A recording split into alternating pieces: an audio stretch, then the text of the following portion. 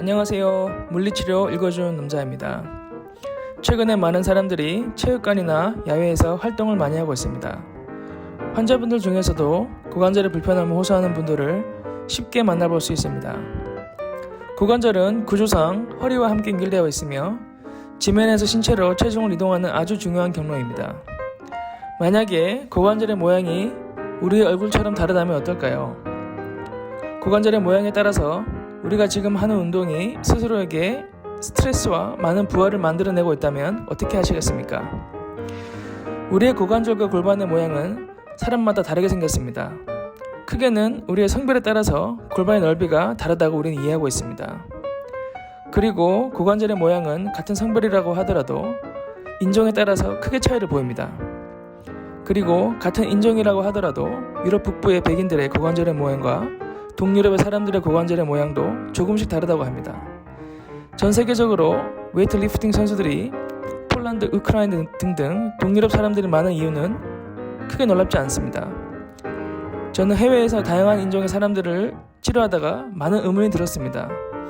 아마 여기 제 채널을 보고 계신 선생님들 중에서도 혹시나 다양한 인종의 사람들을 치료하셨다는 경험이 있으셨다면 공감을 하실 겁니다. 예를 들어 아프리칸 계열의 사람들은 같은 키라도 굉장히 긴 대퇴골의 길이와 짧은 허리를 가지고 있습니다. 그럼 전 세계적으로 스파인과 힙 부문에서 전문가로 계시는 캐나다 워터로 대학의 맥길 교수님의 이야기를 들어보시죠. Every trainer needs to understand the anatomy of the client's hip to set up their optimal squat width and to understand why they're moving certain ways that may or may not be contributing to their back pain. So we start with the hip scour test. You place the ankle into the armpit and that same hand supports the weight of the leg. And we try and get the hip musculature to relax, and we may just coach the client, just let me have it and relax. So you're feeling the shape of their particular hip socket or acetabulum.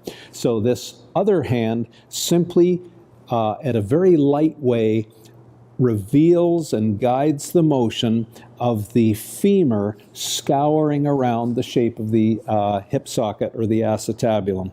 So in Kevin's case, you will see that if I just simply flex the hip with the knees together, that's about as far as he can go. If I push any more, the pelvis will then roll and flatten and pressure the spine. So he cannot deep squat with the knees together. But if we scour around a little bit, we'll find there's the depth of the squat right there. So his ideal squat foot position and knee position for depth of squat is actually quite wide. Is it that for everybody? No. So if we were looking to qualify someone as an Olympic lifter where the knees are together and the hands are contacted on the bar outside of the knees, you would want to see that knee go right up into that armpit. So Kevin is never going to be a world-class Olympic lifter. You probably knew that.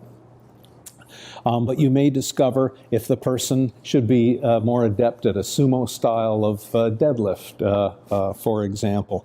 The client might say that doing that causes pain. If they get pain in the inguinal crease, you're probably suspecting probably the labrum of the hip, and then you may wish just to give a little bit of internal and external rotation, which stresses the capsule, to see if that is indeed causing pain and causing them to move a certain way. So that is the hip scour test to understand the optimal placement of the knees. Now we're going to add a bit more function to it by doing the pelvic rock test. So have the client on all fours. Again, we'll just teach them what full extension of the spine is, what full flexion. So we take them to full extension and just back off a little bit and cue a mild bracing pattern.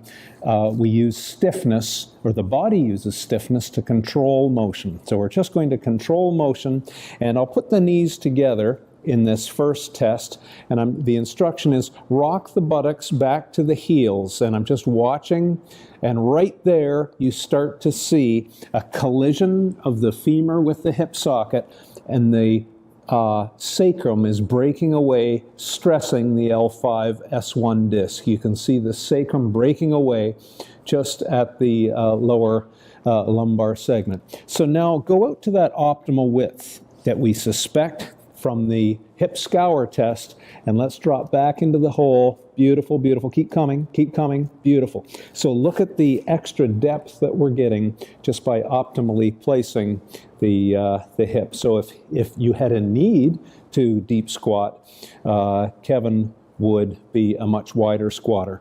In a functional sense, if he was getting in and out of a low chair, he shouldn't have his knees together. He should have his knees wide apart. If indeed you are going to load the spine under heavy load. Just while we're here, I might just add this. A certain amount of motion is optimal for many backs. So now's the time to do the cat camel or the angry cat and the, what was it? The angry cat and the happy cat. Don't push the end range of motion. It is the motion itself that is reducing the friction in the back. But as we've measured, this is the most conserving way to the spine to move it. Just to move it back and forth. There's no load on the spine. They're on all fours. It is the very best way to take the spine through the range of motion for those clients who say, I just want to move my back, etc.